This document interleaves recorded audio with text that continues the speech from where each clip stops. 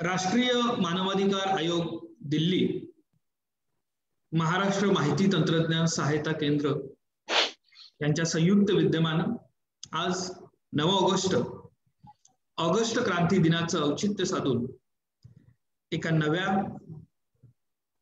परिवर्तनाला सुरुवात करतोय.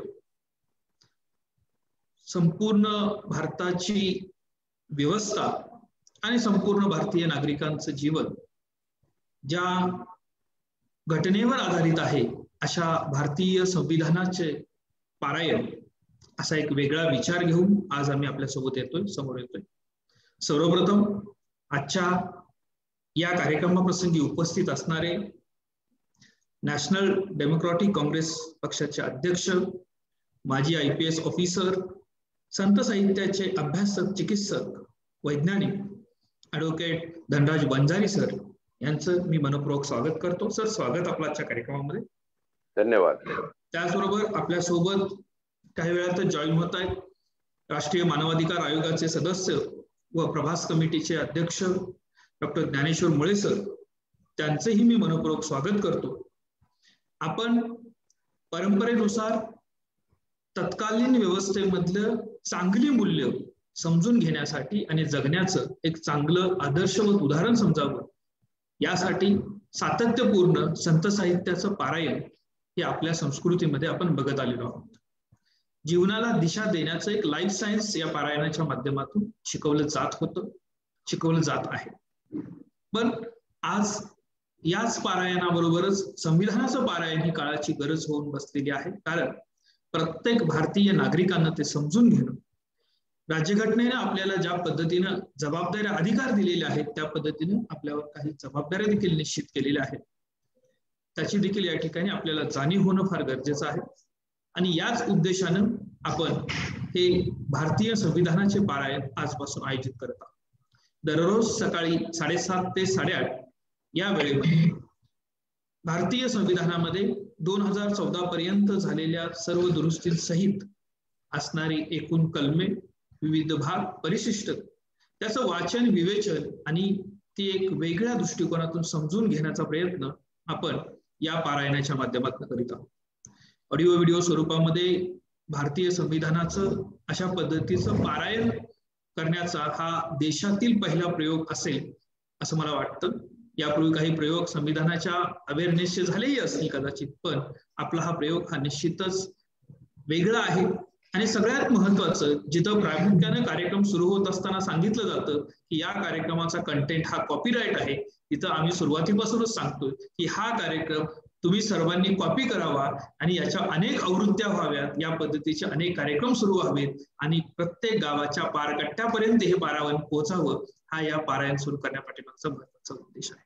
आणि या उद्देशानं हे पारायण सुरू करत असताना आज उपस्थित असणारे ॲडव्होकेट धनराज वंजारी सर यांचं मी मनपूर्वक स्वागत करतो. आणि त्यांना मी अशी विनंती करेन की या संपूर्ण कार्यक्रमाच्या उद्घाटन प्रसंगी याची जी प्रास्ताविका आहे ती आपण करा. अच्छा, मुळे साहेब आले सर? ते जॉईन होत आहेत आपण.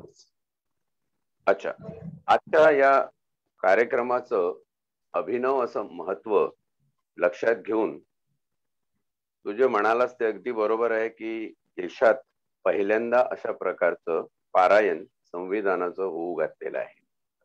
याची थोडीशी प्रास्ताविका द्यायची झाली तर आपल्याला पारायण नेमकं काय आहे आणि ते कसं सांस्कृतिक आणि भौगोलिकरित्या आपल्या भारताच्या भूमीमध्ये रत झालेलं आहे, मुरलेलं आहे, ते थोडंसं बघून घ्यायला लागेल. आपल्या संस्कृतीमध्ये अनेक हजारो वर्षाचा इतिहास हे सांगतो की आपल्याकडे जे काही ऋषी मुनी, विद्वान लोक, त्यांना सायंटिस्ट आपण आज म्हणतो असे होऊन गेले, त्या लोकांनी त्या त्या काळात त्या त्या वेळेत जी खडी बोली, जी भाषा किंवा जो जनसंपर्काचा एक माध्यम उपलब्ध होता त्याचा वापर करून ते शब्द घेऊन तशा प्रकारच्या रचना करून ठेवलेल्या आहेत. मग त्या काही ओवी असतील, काही अभंग असतील, काही दोहे असतील, काही कविता असतील, काही वेगवेगळ्या प्रकारच्या अजून रचना आहे, जसे एकनाथाचे भारुड प्रसिद्ध आहेत. अशा माध्यमातून या रचना होत गेल्या. आणि या रचनेचं एक वैशिष्ट्य असं राहिलेलं आहे की त्या काळातली खडी बोली, म्हणजे आता ज्ञानेश्वराला कदाचित संस्कृतीमध्ये लिहिता आली असती ज्ञानेश्वरी, पण ती लोकांपर्यंत कशी जावी म्हणून त्या काळातल्या खडी बोलीचा वापर करून त्यांनी या रचना केलेल्या आहेत. आता या रचना काळ परत्वे अमरत्व प्राप्त झालेल्या या सगळ्या रचनांना, कारण याच्यामध्ये मानवी जीवनाची केवळ शाश्वत मूल्य नाही, तर त्याच बरोबरीने मानवी जीवनाला लागणारी व्यवहार्य दिनदर्शिका सुद्धा दिलेली आहे. हे फार मोठं महत्व या संत साहित्याचं आहे. आणि आयुष्याचं सत्य काय असावं, सत्याचा पाहू जाई अंत ते संत, अशा पद्धतीचं असल्यामुळे याला चिरकालत्व लाभलेलं आहे. आता ते जे शब्द होते, ती जी भाषा होती ती प्राकृताची होती, आणि प्राकृतावर जेव्हा संस्कार होऊन तिची संस्कृत सदृश्य भाषा निर्माण झाली आणि भाषेमध्ये एक अमूलाग्र सुधारणेचा प्रवास सुरू झाला, त्याच्यावरून शब्द बदलले, शब्दाच्या रचना बदलल्या, त्यांचे संदर्भ बदलले. असं होत असताना ते दोहे, त्या ओव्या, ते अभंग आपण पाठ करतो, पण पाठ केल्याने तो पूर्णपणे मतितार्था सकट समजतोच असं नाही, तर पाठ केल्यानंतर त्याचा मतितार्थ समजून देणार पारायण या शब्दाचं विसर्ग जर मला करायला सांगितला तर मी पा आणि रायन असं करेल. कारण मराठी शब्दकोशामध्ये एक जुना शब्द उपलब्ध आहे, त्याचं नाव आहे रायान. रायान, रायांचा अर्थ व्याख्यान किंवा प्रतिपादन किंवा सोप्या भाषेमध्ये त्याला काय सांगायचंय लोकांना समजेल अशा पद्धतीचं एक भाषण, भाष्य, त्याचा अर्थ रायन.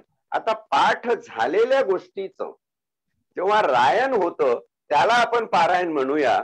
म्हणजे एखादा गुरु आपल्या शिष्याना काहीतरी शिकवतो, शिष्याना पहिला त्याचा अर्थ समजत नाही, पण तो अभंग, ती ओवी, तो दोहा, तो ग्रहपाठ त्याचा पाठ होऊन जातो. पाठ झालेलं त्याला समजून सांगणं, त्याचं नाम पारायण. आणि या पारायण शब्दाचा खऱ्या अर्थाने संत साहित्यातला गर्भितार्थ लक्षात घेतला तर आमच्या संतांची शिकवणूक किंवा संतानंतर जे काही कीर्तनकार असतील, ज्या लोकांनी प्रबोधन केलं समाजाचं, म्हणजे त्याच्यामध्ये प्रबोधनकार ठाकरे पर्यंत ही जी मांदियाळी आपल्याकडे आहे, संत गाडगे महाराज आहे, संत तुकडोजी महाराज आहे, ह्यांचं जे म्हणणं होतं ते या पारायण शब्दामध्ये येतं. तर पारायणाला तो अर्थ आहे. आणि मला वाटतं पारायणामध्ये एक काल सापेक्ष ही एक फार मोठी उपलब्धी आपल्याला सापडते. म्हणजे तुम्ही संतांची त्याच्यावरती असलेली भाष्य दिसली तर असं वाटेल की त्या काळात म्हणजे 400 वर्षापूर्वी शिवाजी महाराजांच्या काळामध्ये जो अर्थ त्याचा प्रतीत होता तो आजही उपयुक्त आहे. फक्त काल सापेक्ष समजून सांगणे म्हणजे पारायण करून सांगणे. आणि मला वाटतं त्यामुळं ह्या संविधानाला अतिशय तंतोतंत लागू पडतं. संविधानाची निर्मिती कशी झाली, संविधान कुठून आलं, त्याला किती मोठी पार्श्वभूमी आहे, हे एका बाजूला जर लक्षात घेतलं तर संविधानातल्या उद्धृत केलेल्या वाक्यांचे, शब्दांचे संदर्भ आजच्या काळात, आजच्या परिप्रेक्ष्यामध्ये, आजच्या परिस्थितीनुरूप, आजच्या काळानुरूप लावून बघणं आणि त्या कसोटीवर ते बरोबर आहे, किती बरोबर आहे, त्याची अंमलबजावणी योग्य होतं नाही होतं, याचं एक प्रकारे प्रशिक्षण किंवा याचा अभ्यास म्हणजे संविधानाचं पारायण. आणि संविधानाचं कालसापेक्ष पारायण हे झालं पाहिजे. आज संविधानाला आपल्या जवळपास 70 वर्षाचा इतिहास झाला, संविधान तितकं प्रगल्भ झालेलं आहे, पण त्या मानाने संविधान हे जनसाधारणापर्यंत पोहोचलंय का? नाही पोहोचलं.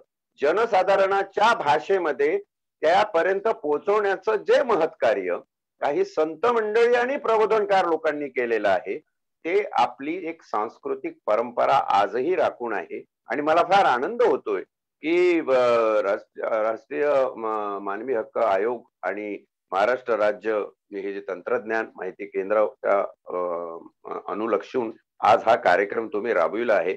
एकमेवा द्वितीय असा हा प्रयत्न आहे, असं मी याचं कौतुक करेल. आणि खरोखर संविधानाचं पारायण ही काळाची गरज आहे. ते आता आपण पारायणाला जसं पुढे जाऊ, जसं एक एक संदर्भ येतील तेव्हा सगळ्यांच्या लक्षात येईल की कितीतरी गोष्टी त्याच्यात उद्धृत केलेल्या आहे, परंतु केवळ आपल्याला आज त्या मानाने प्रबोधित केल्या नाही म्हणून कळत नाही की किंबहुना खरा संविधानाचा अर्थ आपल्याला या संविधानाच्या पारायणामधून प्राप्त होणार आहे. आजच्या या कार्यक्रम प्रसंगी प्रास्ताविकामध्ये आपण मत जे व्यक्त केलेलं आहे ते निश्चितच कार्यक्रमाची रूपरेषा सांगणार आणि पुढचा प्रवास कोणत्या दिशेने जाणार आहे याचं वर्णन करणारा असा आहे. आजच्या या कार्यक्रमाप्रसंगी उपस्थित असणारे राष्ट्रीय मानवाधिकार आयोगाचे सदस्य आणि प्रभास कमिटी, मंत्रालयीन उच्चाधिकार कमिटी, भारत सरकार याचे चेअरमन, चांगुलपणाच्या चळवळीचे संकल्पक प्रवर्तक डॉक्टर ज्ञानेश्वर मुळे सर यांचं या कार्यक्रमामध्ये आगमन झालेलं आहे. सर, स्वागत आपलं मनोपूर्वक या कार्यक्रमामध्ये. आदरणीय मुळे सर.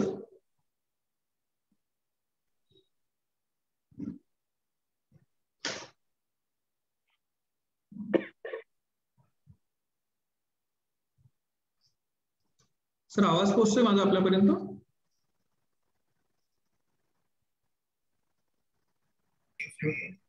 माझ्यापर्यंत ना? हा सर, हा सर. येस येस, मी दिसतोय का तिथे? तुमचा व्हिडिओ ऑफ आहे सर. व्हिडिओ ऑफ आहे. ठीक. हा सर, मनपूर्वक स्वागत सर आपल्या कार्यक्रमामध्ये. आवाज येतोय? आणि मी आपल्याला अशी विनंती करेन की आज आपण राष्ट्रीय मानवाधिकार आयोग आणि महाराष्ट्र माहिती तंत्रज्ञान सहायता केंद्र यांच्या वतीनं जो संविधानाच्या पारायणाचा शुभारंभ करणार आहोत, त्या शुभारंभ प्रसंगी या कार्यक्रमाचं उद्घाटन झाल्याचं आपण जाहीर करावं आणि आपलं मनोगत व्यक्त करावं. वेल मित्र हो, आजच्या या संविधानाच्या पाराच्या कार्यक्रमाचं मी उद्घाटन करतो आणि यशवंतजी आणि त्यांची सगळी महाराष्ट्र माहिती तंत्रज्ञान सहायता केंद्राची जी टीम आहे त्या सगळ्यांचे मनपूर्वक आभार मानतो की अशा प्रकारचा एक नवीन उपक्रम आपण सुरू केलेला आहे. आपल्या सगळ्यांना कल्पना आहे की यशवंतजींनी खूप कष्ट घेत 365 दिवसांची वेब शृंखला चालवली आणि ती यशस्वी तिचं त्यांनी प्रत्यक्षामध्ये आणून दाखवली आणि हे आपल्या सगळ्यांच्या दृष्टीनं महत्भाग्याचं लक्षण आहे, महत्भाग्याची गोष्ट आहे.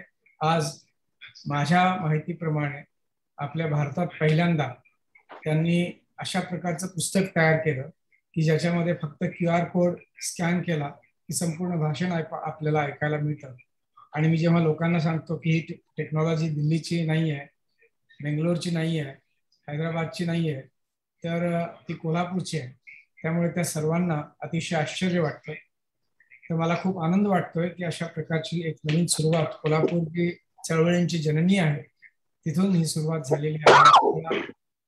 हा एक खूप मोठा याला स्वरूप द्यायचं आहे. या ठिकाणी वंजारी साहेब आहेत, त्यांचंही एक नवीन उपक्रम त्यांनी नुकताच जाहीर केलेला आहे.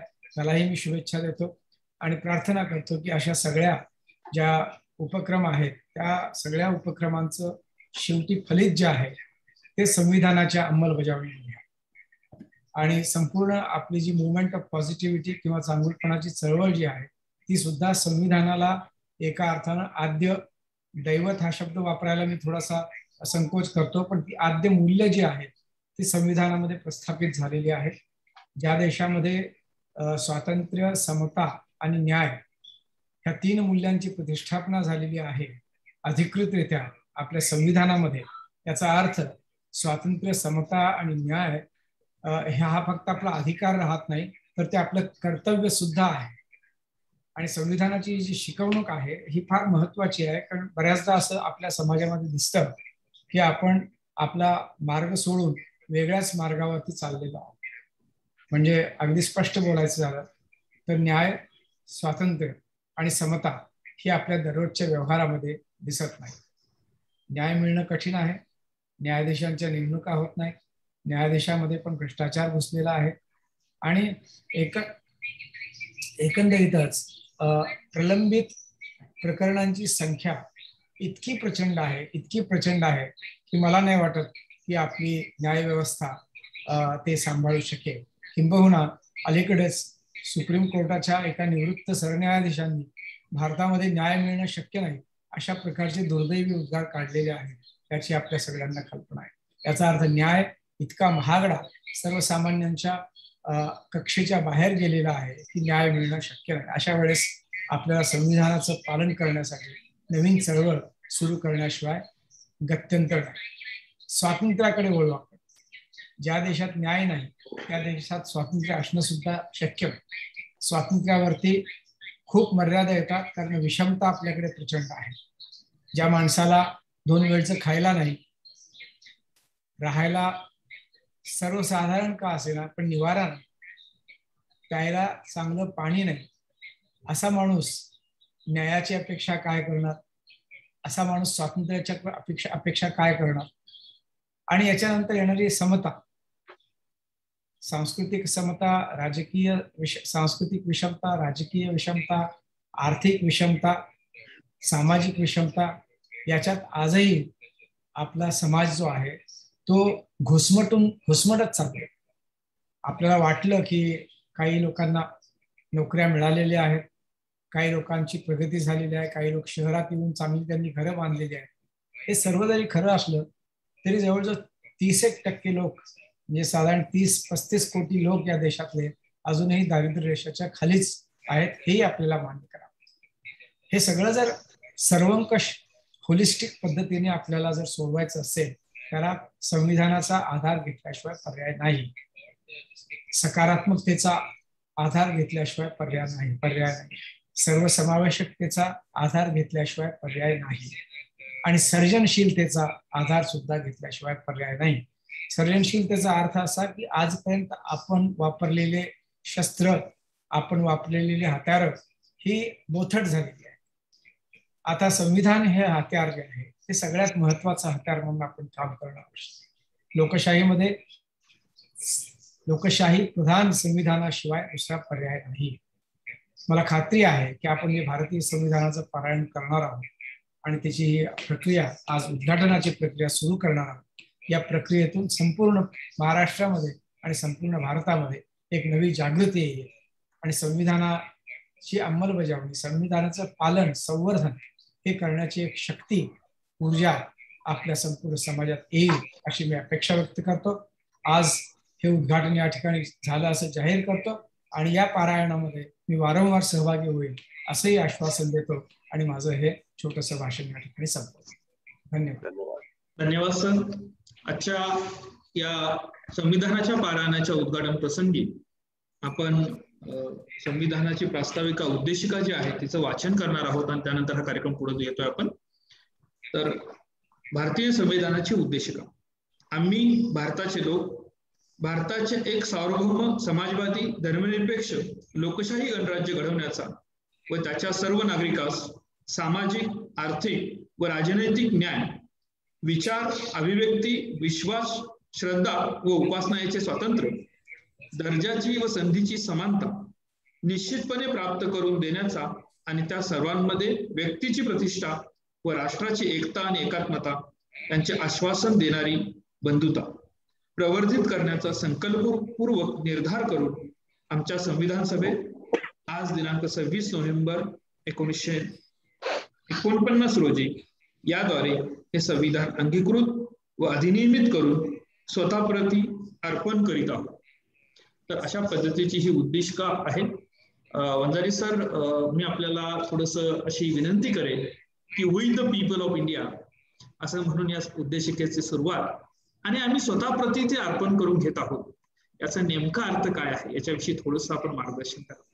निश्चितपणे घटनेची सुरुवात कशी करावी, कुठल्या शब्दांनी करावी, यावेळी जेव्हा घटनापीठासमोर वेगवेगळे प्रवाद येत होते तेव्हा अनेकांनी असं सुचवलं होतं की जसं अमेरिकेच्या राज्यघटनेमध्ये परमेश्वराचं नाव घेऊन सुरुवात केलंय, ब्रिटनच्या याच्यामध्ये वो ऑलमायटी गॉड म्हणून सुरुवात केलेली आहे, काही मुस्लिम राष्ट्रामध्ये अल्लाहचं नाव घेऊन सुरुवात केलेली आहे, तर तसं आपण परमपित्या परमेश्वराचं, देवाचं नाव घेऊन सुरुवात करावी. पण या गोष्टीला आंबेडकरांचा विरोध एवढ्यासाठीच होता की आपण कुठल्या देवाचं नाव घ्यायचं, कारण तशी आपल्याकडे 33 कोटी उपलब्ध आहेत, एकाचं घेतलं तर दुसऱ्याला राग येईल, दुसऱ्याचं घेतलं तर तिसऱ्याला राग येईल. ते म्हणाले की हा देश आणि याची एकंदर सांस्कृतिक, भौगोलिक, शैक्षणिक आणि सामाजिक रचना बघता आपल्याला असं हे देवाचं काही करून चालणार नाही. मग काय करावं, तर बाबासाहेब म्हणाले की we the people of India, यात भारतातले लोक हेच देव आहेत. देवाची संकल्पना तरी काय आहे की विश्व चैतन्य परमात्मा रूपी आत्मरूपाने प्रत्येकामध्ये आलं आणि म्हणून आपल्यामध्ये कोण कुठल्या जातीचा धर्माचा असला तरी तो त्या परमेश्वराचा आत्मरूपी अंश, आत्मधारी, आत्मजागृत असलेला माणूस आहे. आणि अशी माणसं जर एकत्र येऊन एखादा उपक्रम करत असतील तर स्वातंत्र्य, समता आणि बंधुता, आता जसं मुळे सर म्हणाले, हा बंधुता शब्द फार महत्वाचा आहे. की बंधुता नसेल तर पुढे सामाजिक न्याय, आर्थिक न्याय तुम्हाला निर्माणच करता येत नाही. मी जर म्हणालो की मी हिंदू आहे, तू मुसलमान आहे, तू ख्रिश्चन आहे, तू पारसी आहे, तर इथेच आपण हा भेद करत आहोत. भेद जर आपण केला तर न्याय कसा मिळेल, आपल्याला स्वातंत्र्य कसं मिळेल, समतेचं काय होईल, समतेची व्याख्याच बदलून जाईल. म्हणून बंधुता असणं आवश्यक आहे. दुसरा माणूस कोणी कुठल्या जाती धर्माचा असू दे, तो मनुष्य प्राणी आहे ना, माझ्यासाठी महत्वाचा आहे, तो माझ्यासाठी भारतीय आहे, माझ्या देशाचा नागरिक आहे. आणि ही बंधुतेची कल्पना जेव्हा मनामध्ये उद्भूत होईल त्यावेळी खऱ्या अर्थाने समतेला, स्वातंत्र्याला आणि सामाजिक न्यायाला अर्थ राहील, नाही तर अर्थ राहणार नाही. असा युक्तिवाद करून त्यांनी we the people of India हा शब्द तिथे लिहिला. आणि त्याला मात्र प्रत्यवाय विशेष कोणी काही करू शकले नाही. आणि म्हणून बाबासाहेबांचं मान्य बाबासाहेबांचं म्हणणं घटनापीठाला मान्य करावं लागलं. आणि ते मान्य झाल्यानंतर we the people of India म्हणून ती घटनेची आपल्या सुरुवात झाली. आम्ही भारताचे लोक हा फार एकमेव द्वितीय प्रसंग आहे. बाबासाहेबांनी एकदा एक जर्मन पत्रकार त्याचा इंटरव्ह्यू घेताना त्यांनी प्रश्न विचारले होते की तुमच्या घटनेमध्ये लेजिस्लेटिव्ह, एक्झिक्युटिव्ह आणि ज्युडिशियरी हे तुम्ही पिलर म्हणता, हे ढासळले तर काय होईल, तुमची कायदे मंडळ, कार्यकारी मंडळ हे जर ढासळले तर त्याचं पुढे काय होईल. तर त्यांनी त्याचं उत्तर देताना असं सांगितलं की हे ढासळले तर मीडिया आहे, चौथा स्तंभ आहे, पण मीडिया जर संपूर्णपणे नष्ट झाला तर त्याचं कसं होईल. असं विचारल्यावरती त्यांनी सांगितलं जरी हे चारही स्तंभ ढासळले तरीही लोकशाही नष्ट होणार नाही. जोपर्यंत या देशातले लोक जिवंत आहेत, जोपर्यंत या देशातले लोक सजग आहे. आणि म्हणून म्हणे मी घटनेची सुरुवात करताना घटनेचा प्रथमोच्चार we the people of India असा केलेला आहे. असं या वी द पीपल ऑफ इंडियाचं महत्व आहे. वंजारी सर, एक माझी विनंती आहे, आपला व्हिडिओ ऑफ झालेला आहे, परत सुरू करा सर प्लीज. हा सर, थँक्यू सर, थँक्यू. आता आपण सर स्वतः अर्पित करून घेण्याबद्दल. हा, याच्यामध्ये सार्वभौम हा शब्द थोडासा समजून घेणं महत्वाचं आहे. जेव्हा आपण सार्वभौम म्हणतो म्हणजे सॉवरीन, ज्याला सार्वभौम समजलं की आमच्यावर कोणाची अधिसत्ता नाही, म्हणजे हे संविधान आमच्यावर कोणी लादलेलं नाही. संविधान आपल्याकडे निर्माण होण्याच्या आधी जी एक कायद्याची मांदियाळी आहे, लॉफुल लिगेसी आहे, ती फार अगदी इंडियन रेग्युलेशन ऍक्ट 1773 पासून सुरू होते. त्याच्याबद्दल आपण नंतर बोलूया. पण ही जी लिगेसी आहे म्हणून आपण संविधान निर्माण झालं, तर याचा अर्थ असा होईल की कोणीतरी आमच्यावर लादलेलं आहे, किंवा आम्ही संविधान समितीतले लोक प्रचंड ज्ञानी विद्वान आहोत आणि म्हणून आम्ही तयार केलं, सर्वसाधारण जनतेवर ते लादलं, असं होऊ नये. हा जो संदर्भ आहे, हा संदर्भ नलिफाय करण्यासाठी बाबासाहेबांनी असं म्हटलं की आम्ही हे संविधान निर्माण करून याला अधिकृत करून, म्हणजे या संविधानाला आम्ही अधिकार पण देतोय आणि म्हणून हे संविधान आम्ही अधिनियमित करतो आणि अधिनियमित करून स्वतः प्रत अंगीकृत करून घेत आहोत. आम्ही स्वतः स्वीकारलेला आहे. आम्ही म्हणजे कोण? We the people of India. We the people of इंडियाचा प्रथमोच्चार आणि आम्ही अंगीकृत करून घेत आहोत हे शेवटचं वाक्य, हे जर जोडलं तर हे आमचं आहे. म्हणजे या संविधानाबद्दल जो जिव्हाळा, जी कणव, जी आपुलकी, समावेशकता सगळ्यांना वाटली पाहिजे. या देशातल्या गोरगरीब असो, लहान मोठा असो, स्त्री पुरुष असो, कोणी असो, ते असं वाटलं पाहिजे की संविधान माझं आहे, कारण हे मी निर्माण केलेलं आहे, मी अधिनियमित केलेलं आहे आणि मी स्वतः प्रत लावून घेतलेला आहे. याच्यामध्ये नीतिमत्तेचा फार मोठा रोल आहे. इथिक्स आणि मॉरल व्हॅल्यू फार मोठा रोल प्ले करतात. त्या कशा की हे जे काही केलं ते मी केलं, म्हणजे याच्यातून बरं वाईट काय होईल त्याला अल्टिमेटली मी जबाबदार असणार आहे.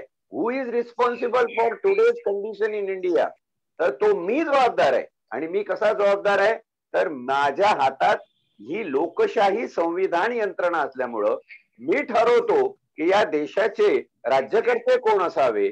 ऍडल्ट फ्रँचायझीने मला मताधिकार दिलेला आहे आणि म्हणून हे माझं केवळ एक जबाबदारी नाही तर कर्तव्य सुद्धा आहे की माझी यंत्रणा कशी असावी.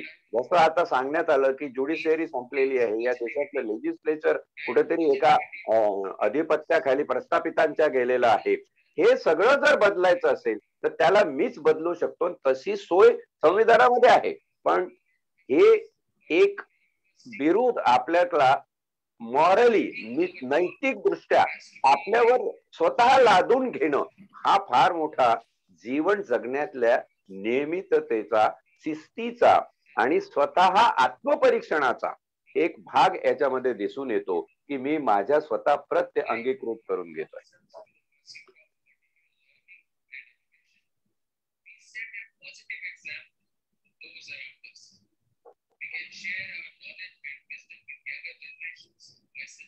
सर माझा आवाज येतोय? हा आता येतोय. मध्ये थोडा ब्रेक झाला होता, आता येतोय.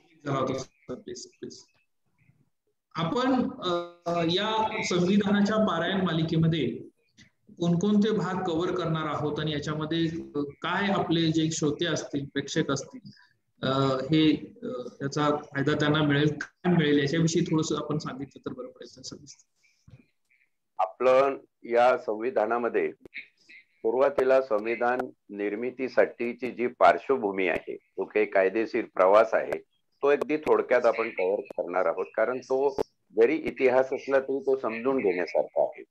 त्यानंतर दुसऱ्या भागामध्ये हे संविधान जेव्हा निर्माण झालं, या निर्मितीसाठीचा जो वाद प्रतिवाद घटनापीठासमोर चालू होता, म्हणजे आपण 15 ऑगस्ट 1947 ला स्वतंत्र झालो आणि 26 जानेवारी 1950 ला गणतंत्र झालो. तर स्वातंत्र्य ते गणतंत्र हा जो प्रवास आहे, त्या एकंदर प्रवासाचे 12 खंड आहेत जे संविधानात कुठेही समाविष्ट नाही.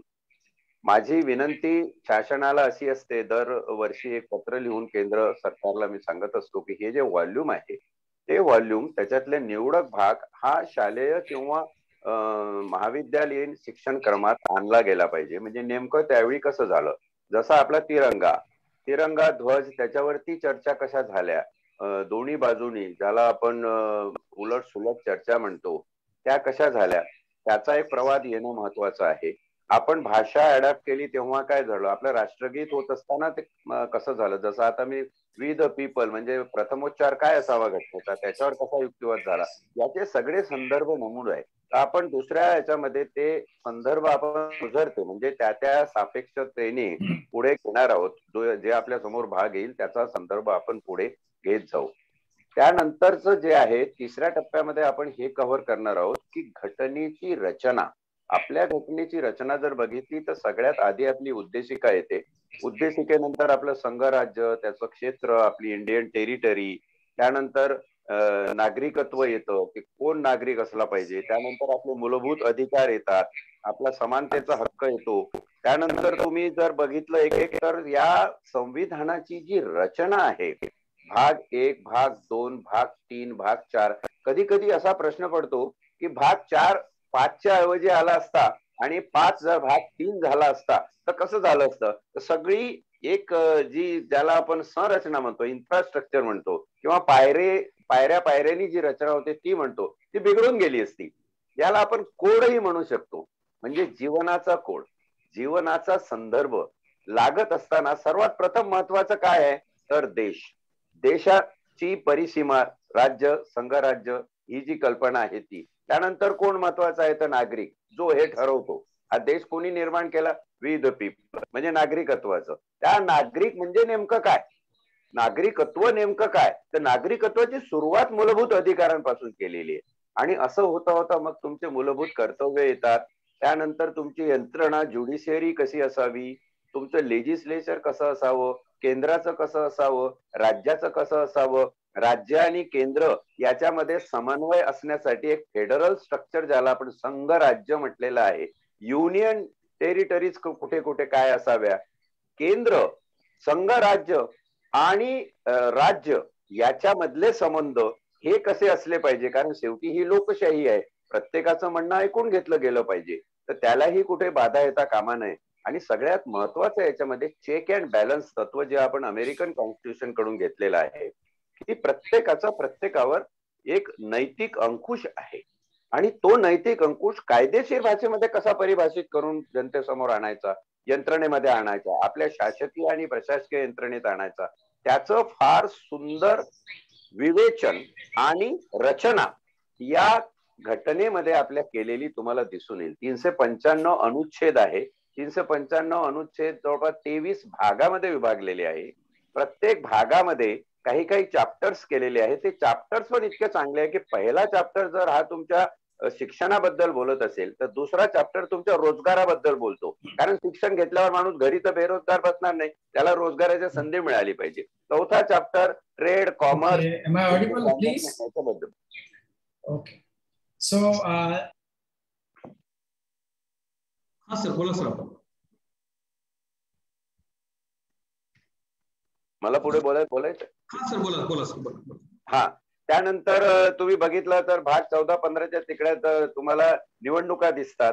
त्यानंतर प्रशासकीय अधिकारी कसे असावे, शासन काय आणि प्रशासन काय, ही जी सगळी पायरीदार रचना आहे ना, ते मला वाटतं आपल्या संविधानाचं सगळ्यात मोठं सौंदर्य आहे. This is a beauty of constitution and beauty of democracy, ज्या पद्धतीनं ही रचना केलेली आहे.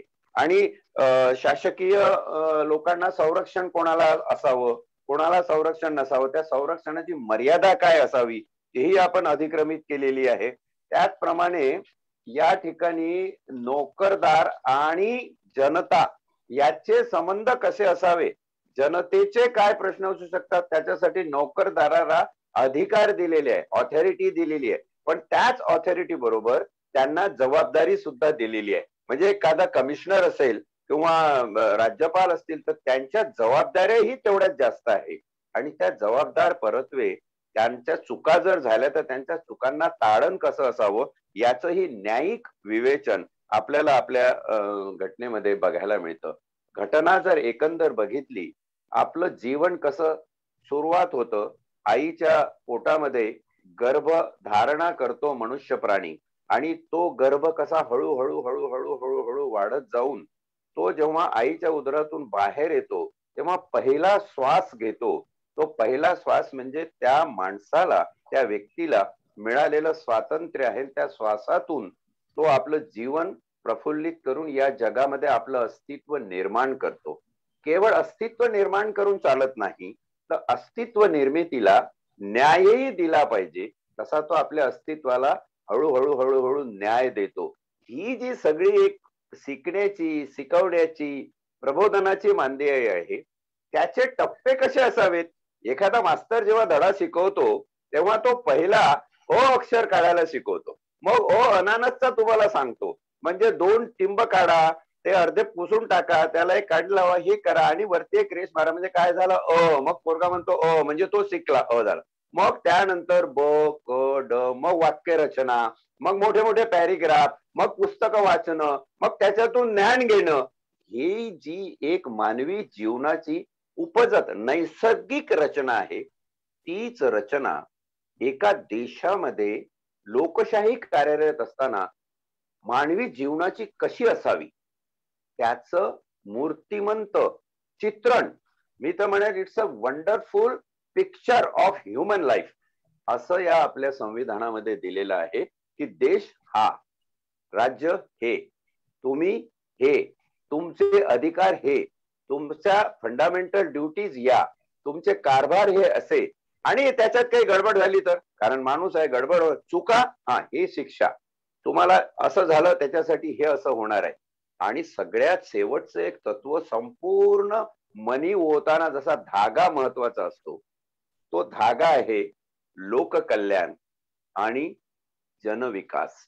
लोकांचं कल्याण याच्यातून कसं होईल, जीवन कसं विकसित होईल.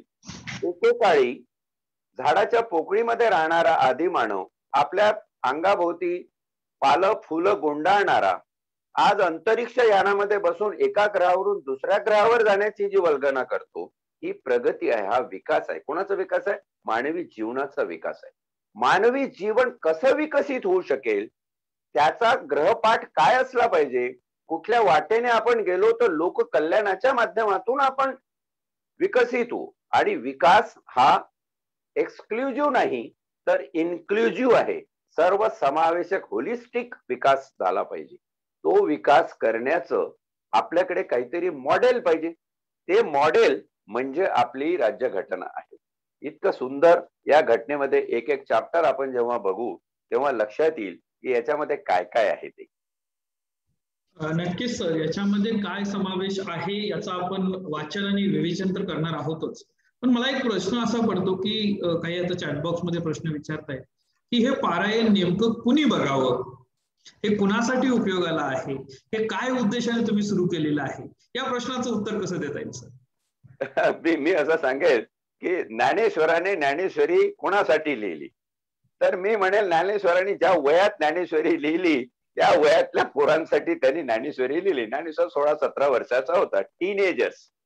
मी तर म्हणतो आज जेवढे टीनेजर्स आहे, जेवढे युवक आहे या देशामध्ये, त्यांनी हे पारायण बघण्याची गरज आहे. पार 80 वर्षाचं वय झाल्यावर जर तुम्ही ज्ञानेश्वरी तुकारामाच्या गाथा वाचल्या आणि समजून घेतल्या तर उपयोग काय राहिला, कारण जीवनच संपलेलं आहे. म्हणून माझी एक कळकळीची विनंती आहे, किंबहुना हा एक आग्रह आहे माझा, की युवकांनी, टीनेजर्सनी आज हे पारायण बघण्याची गरज आहे. छत्रपती शिवाजी टीनेजर होते जेव्हा करंगळी कापून त्यांनी स्वराज्य प्राप्तीचा निर्धार केला, रयतेचा निर्धार केला. अशा टीनेजर्स मध्ये जी ताकद आहे ना समजून घेण्याची आणि कुठलंही ज्ञान प्रबोधन ग्रहण करण्याची, ती अनन्य साधारण असते. आणि या वयात तुमच्यावर जर घटनेचे, संविधानाचे खरे संस्कार झाले, स्वातंत्र्य, समता, बंधुता आणि सामाजिक न्याय आणि आर्थिक विकास याचे संस्कार जर तुमचे या वयात तुमच्या मनावर झाले तरच त्याचा फायदा तुम्हाला पुढच्या जीवनात, तुमच्या समाजाला विकास करण्यात आणि तुमच्या देशाला उन्नत होण्यात होऊ शकतो. अन्यथा कठीण आहे पुढे. आता 60-70 वर्षाचं वय झाल्यावर लोक निवडणुकीला निवडून येतात आणि खासदार होऊन जातात. माझे काही मित्र आहेत, ते मला सांगतात की संसदेमध्ये मला काही समजतच नाही आणि बोलता येत नाही. आज जर सगळे संसद खासदार आपण घेतले तर संसद पटू पुरस्कार आपल्याला द्यावा लागतो, तो एखाद दुसऱ्याला मिळतो. बाकीच्या सांसदांचं काय, तिथे एवढा अभाव आहे.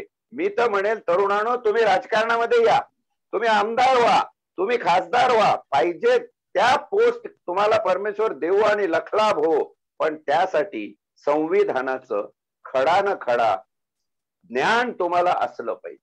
चॅप्टर टू चॅप्टर माहिती असली पाहिजे. आणि माझा दावा आहे, जर खऱ्या अर्थाने संविधानिक रित्या प्रबोधित होऊन जर तुम्ही खासदार किंवा आमदार झाला ना, तुम्ही या देशाचं, या समाजाचं, तुमच्या मानव जातीचं भविष्य बदलून टाकू शकाल. एवढी मोठी ऊर्जा या संविधानामध्ये.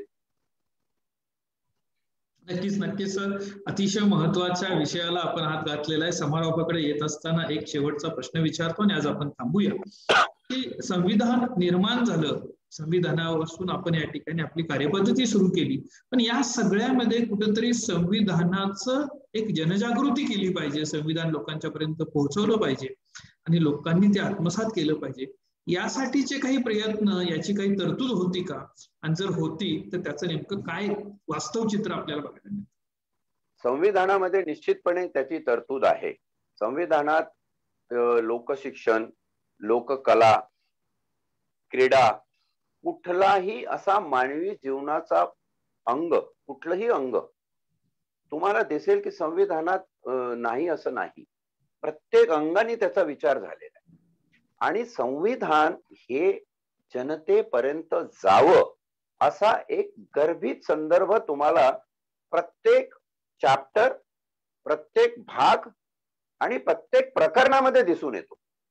कारण कसं आहे की मी कायद्याची भाषा बोलतो, पण शेवटी कायदा कोणासाठी आहे?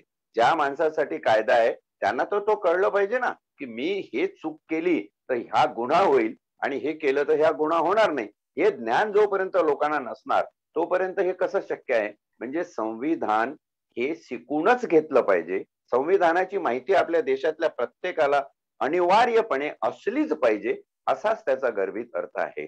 आपण त्याचे जेव्हा संदर्भ येतील तेव्हा ते जे अनुच्छेद आहे, ज्या अनुच्छेदासाठी मायनॉरिटीज, त्यांच्या एज्युकेशन संस्था, त्यांचे शिक्षण संकुल, त्याचप्रमाणे आपल्या पंचायतीची स्वराज्य संस्था, ही याची जी नियमाचे अनुच्छेद जेव्हा आपण बघू, नियम वाईज जेव्हा जाऊ तेव्हा तुम्हाला दिसेल की हे सगळे प्रबोधन करणारे विषय आहेत, हे जनतेचं ज्ञान वाढवणारे विषय आहेत.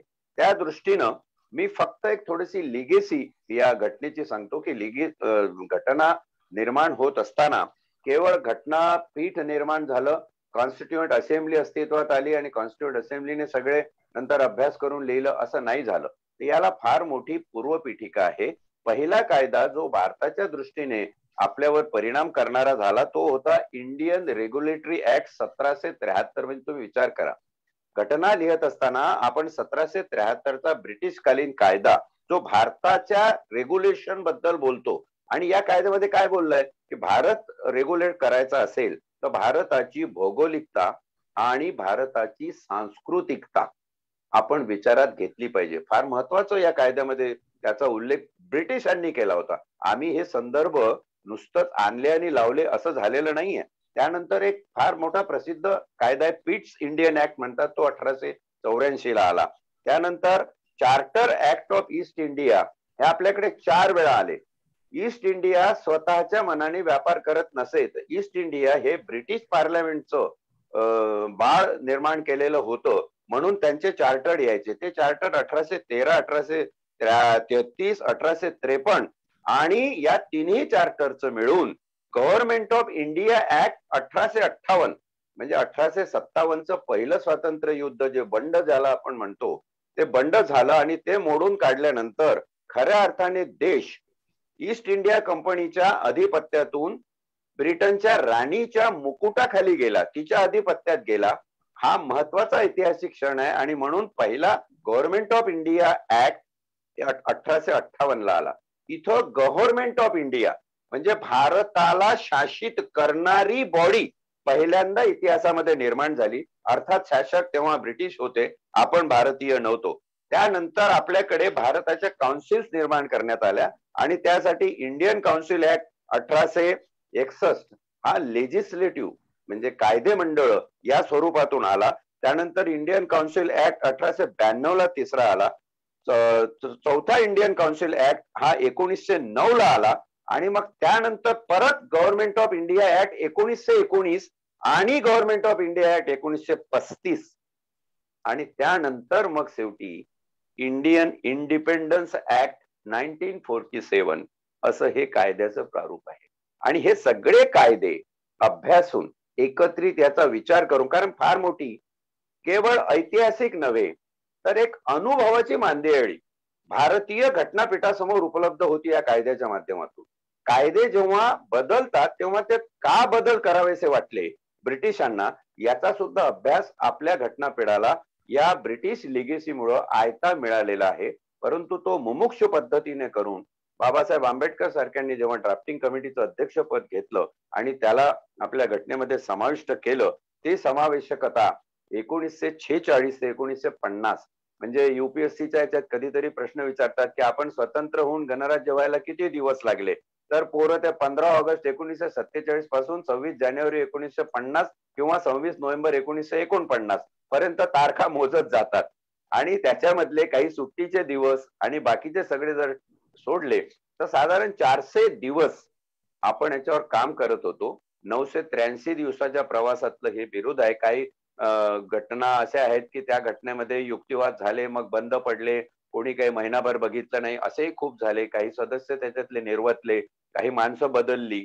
हा होता होता होता होता आपण 26 नोव्हेंबर 1949 या दिवशी हे संविधान स्वतः प्रत अंगीकृत करून घेतलं, आणि याची 26 जानेवारी 1950 ला आपण अंमलबजावणी सुरू केली. म्हणजे खऱ्या अर्थाने आपण पीपल्स रिपब्लिक जे झालो, माणसांचं गणराज्य तयार झालं, आणि हे गणराज्य आपलं अस्तित्वात आलं 26 जानेवारी 1950 ला. खूप खूप धन्यवाद सर. आज या उद्घाटन प्रसंगी उपस्थित राहून पारायण जे आपण संविधानाचं करणार आहोत त्याची नेमकी दिशा काय आहे आणि त्याचे नेमके उद्देश काय आहेत हे आपण आज युवकांच्या पर्यंत आणि समाजातल्या सर्व घटकांच्या पर्यंत पोहोचवण्याचा हा प्रयत्न केला.